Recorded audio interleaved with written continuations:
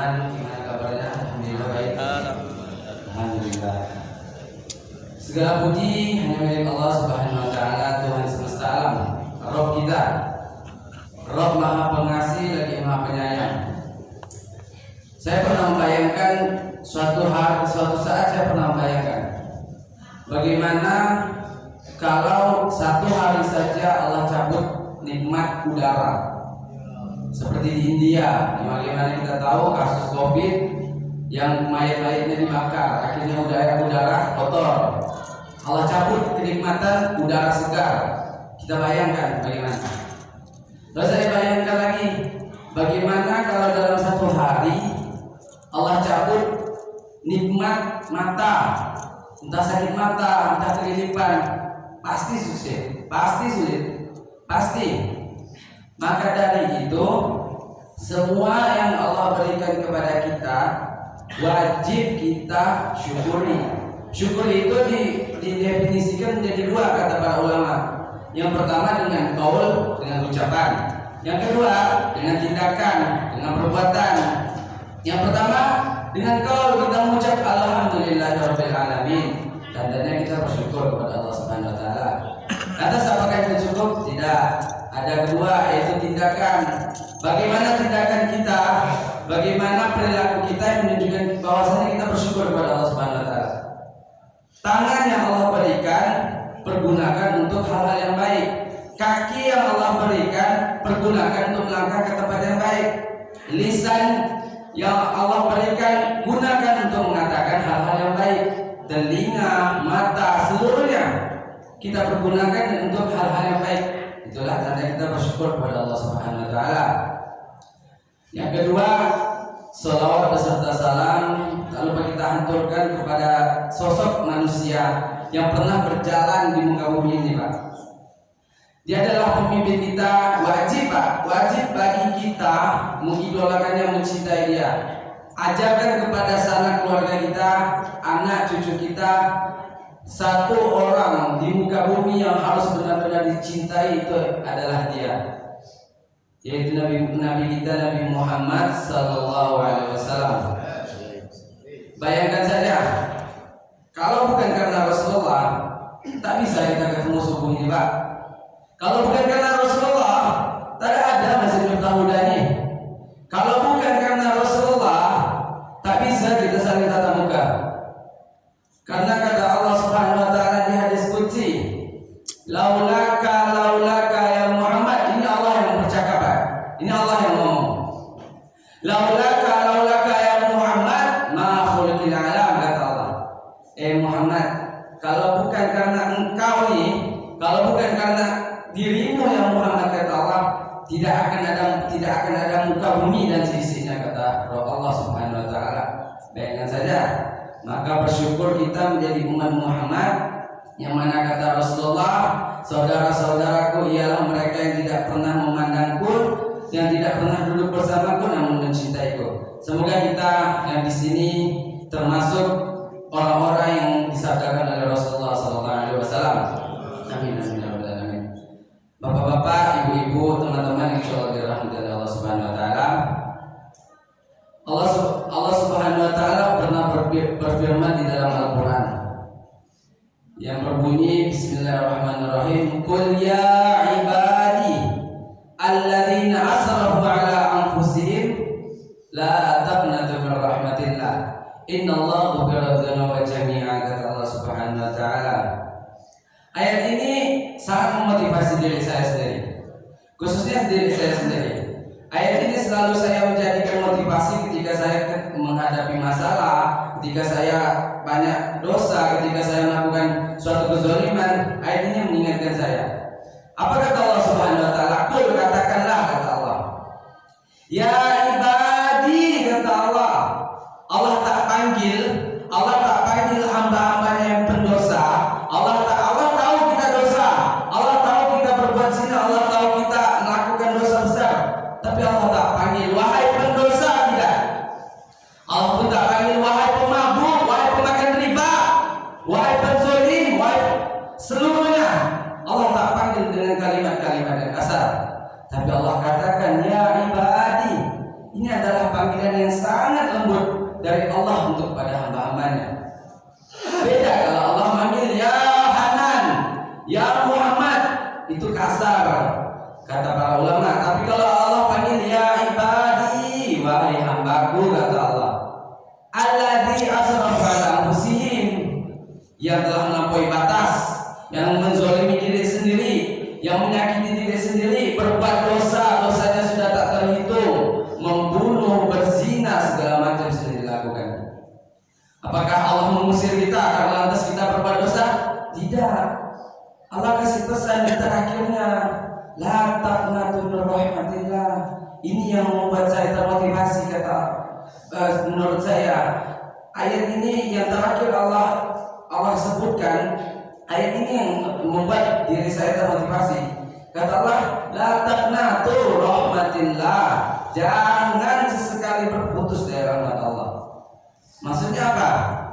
Begini, sebesar apapun dosa kita punya dosa, kita punya masa lalu yang kelam, kita punya masa lalu yang gelap, kita punya pernah melakukan ini itu. Namun jangan sesekali berputus dari rahmat Allah Subhanahu wa taala. Karena hanya dengan rahmat Allah kita bisa kembali ketemu dengan Allah Subhanahu wa taala. Dan hanya karena rahmat Allah kita bisa masuk surga. Kita beribadah 60 tahun, 70 tahun, gak pernah tinggal tahajud, gak pernah tinggal puasa, gak pernah tinggal satu sholat pun. Apakah itu bisa menjadi alasan untuk kita masuk surga? Tidak. Kita ibadah puluhan tahun tidak bisa menjamin kita untuk masuk surga. Mengapa? Rasulullah sudah katakan kepada para sahabat, wahai sahabatku, seluruh amalan kalian, amal ibadah kalian tidak akan mampu memasukkan kalian ke dalam surga. Sahabat bertanya, walau anta ya Rasulullah, apakah engkau begitu juga ya Rasulullah? Ya kata Rasulullah, aku pun begitu, kata Rasulullah. Seluruh amalanku tidak akan mampu memasukkan ke dalam surga, kecuali, kata Rasulullah, Allah memberikan rahmat kepadaku, maka aku mampu bermuhasabah diri dan masuk ke dalam surga. Ini kali ini pencerahan dari Rasulullah SAW. Dan pernah juga dikisahkan, ada sebuah kisah, ada seseorang lelaki yang selama 60 tahun beribadah kepada Allah. Seperti yang saya sebutkan tadi, tidak pernah tinggal puasa, sholat, ngaji. 60 tahun Pak, lama nggak 60 tahun itu? Lama. 60 tahun dia beribadah nggak pernah tinggal satupun. Namun satu hari ketika ia wafat dan dia dihadapkan kepada Allah Subhanahu wa taala, Allah melihat, lalu Allah berkata kepada malaikat, wahai malaikat, masukkan dia ke dalam surga karena rahmatku, kata Allah. Ini kata Allah. Lalu hamba tersebut protes. Bisa-bisanya dia protes kepada Allah Subhanahu wa taala. Ya Rabbi, ya Allah, aku masuk surga itu karena amal ibadahku selama 60 tahun. Lalu Allah tidak pikir panjang, langsung Allah panggil salah satu malaikat, wahai malaikat, kemari, kau cabut satu bola mata hambaku tersebut, kau cabut satu bola matanya, kau timbangkan dengan amal ibadahnya selama 60 tahun. Satu bola mata Pak ya, satu bola mataku, kau timbangkan dengan amal ibadahnya selama 60 tahun. Ternyata setelah ditimbang satu bola mata itu lebih berat daripada amalan ibadah selama 60 tahun. Maka dari itu hamba tersebut karena protes Allah campakkan ke dalam neraka. Nauzubillah. Maka dari itu bapak-bapak, ibu-ibu dan teman-teman, khususnya diri saya sendiri, ayo, apalagi yang kita harapkan di muka bumi ini? Apalagi yang kita harapkan saat ini? Ini kesempatan bulan Ramadan, bulan pendidikan. Harus berapa Ramadan lagi Allah pertemukan kita? Harus berapa Ramadan lagi kita ketemu agar diri kita bisa kita didik menjadi baik? Harus berapa banyak Ramadan yang Allah turunkan, Allah temukan kepada kita agar kita bisa kembali kepada Allah Subhanahu wa taala. Pak, Bu, Rasulullah itu hanya 9 Ramadan ketemu. Hanya 9 Ramadan Rasulullah ketemu. Dari awal diwajibkan dalam bulan Ramadan, puasa di bulan Ramadan sampai Rasulullah wafat, itu hanya 9 kali Rasulullah ketemu. Tapi umat Rasulullah, kita sebagian, banyak dari keluarga kita itu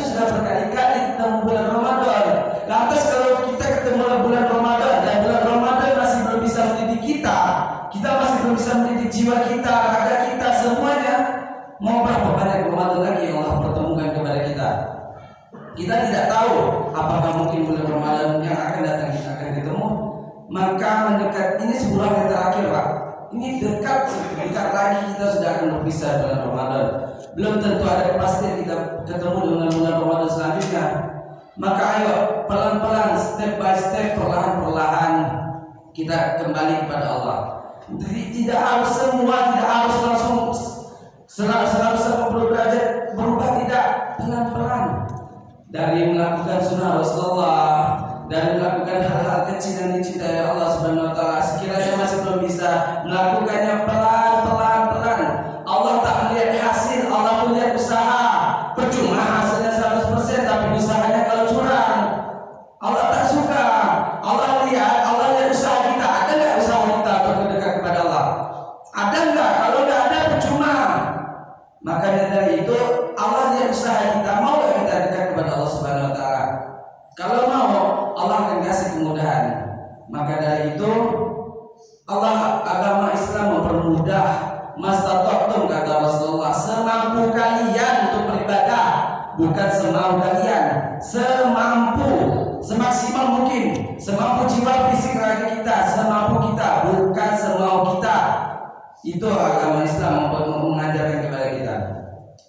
Hadirin bapak-bapak, teman-teman yang insyaallah dirahmati Allah Subhanahu wa taala. Maka dari itu jadilah seorang muslim yang cerdas. Apa itu cerdas?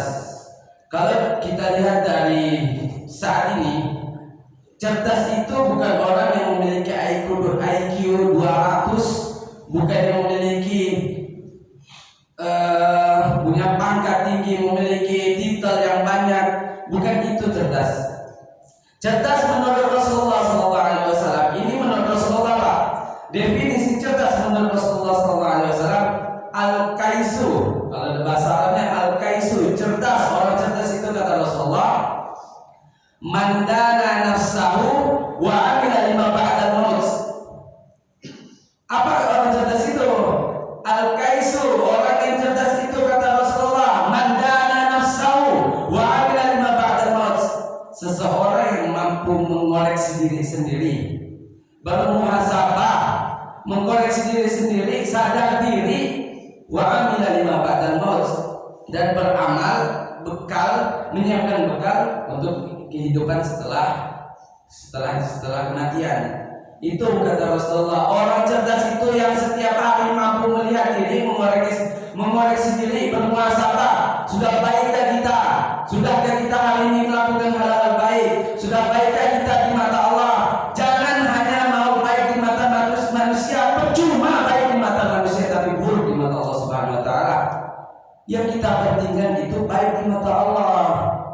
Seluruh manusia memandang kita buruk, tapi di mata Allah Subhanahu wa taala kita baik, maka tidak ada manfaatnya manusia memandang kita buruk. Tapi kalau di seluruh mata manusia kita baik, namun di mata Allah kita buruk, percuma.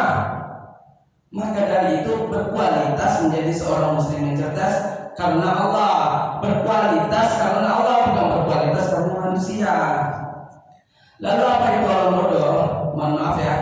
Apa itu orang bodoh? Kata Rasulullah, wal ajizu. Orang ajis, orang bodoh itu kata Rasulullah, man asba'a, barang siapa yang mengikuti hawa nafsunya. Itu kata Rasulullah, wa hawa wa tamanna 'ala Allah, serta berangan-angan terhadap Allah Subhanahu wa taala.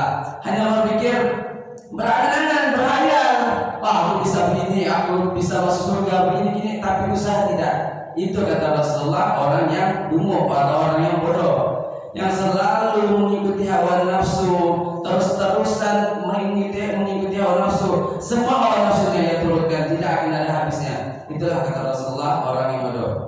Ingat, orang cerdas adalah orang yang berani dan selalu bermuhasabah diri dan beramal serta beramal untuk kehidupan setelah kematian. Dan orang bodoh adalah orang yang selalu mengikuti hawa nafsu serta berangan-angan kepada Allah Subhanahu wa taala. Inti dari apa yang telah saya sampaikan, terkhusus saya menasihati diri sendiri, Pak. Bukan saya berarti mengajarkan Bapak Ibu, bukan berarti saya yang duduk di sini, bukan berarti saya lebih pandai, tidak. Cuma kita sama-sama saling menasihati. Saya menasihati diri sendiri dan saya menasihati para jamaah. Intinya begini, kalau bukan karena rahmat Allah saat ini, kita bukan apa-apa. Kalau bukan karena rahmat Allah, kita tidak akan masuk surga. Kalau bukan rahmat Allah, kalau bukan karena rahmat Allah, kita bukan apa-apa di muka bumi ini. Maka berharap kepada rahmat Allah Subhanahu wa taala, pinta kepada Allah, pinta kepada Allah. Jangan malu. Allah tak pernah berputus asa untuk mengampuni dosa hamba-hambanya. Namun sebaliknya, hambanya yang selalu berputus asa dalam meminta ampun kepada Allah Subhanahu wa taala.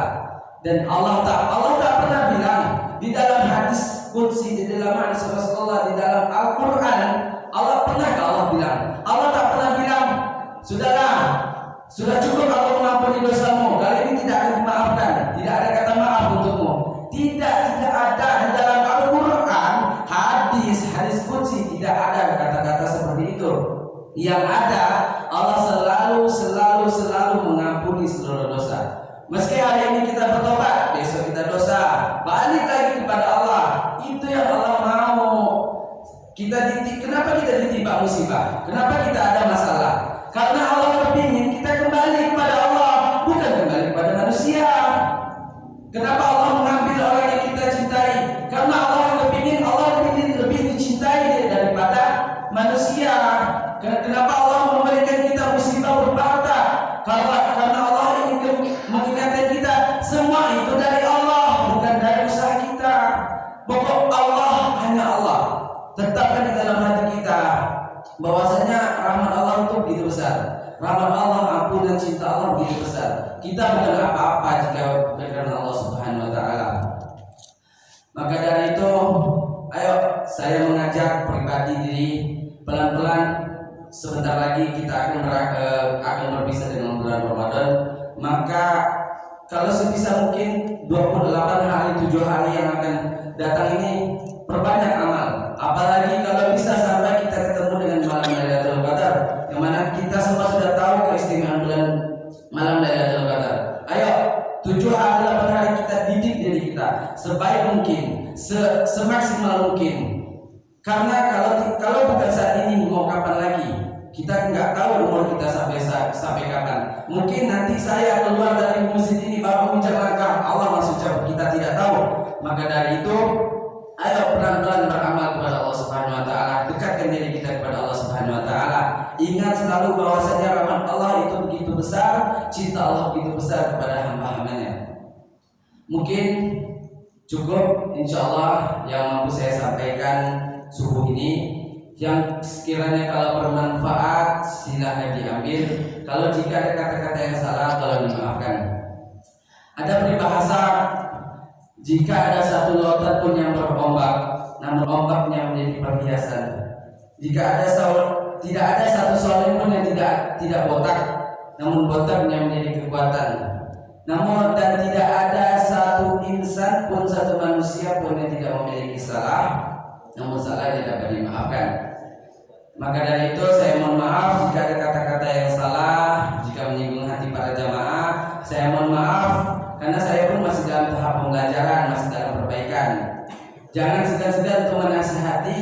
Saya butuh dinasihati dan kita saling menasihati. Akhirul kalam, unzur maqala wa la tanzur maqala. Lihat, dengar apa yang disampaikan, tapi jangan lihat siapa yang menyampaikan. Assalamualaikum warahmatullahi wabarakatuh.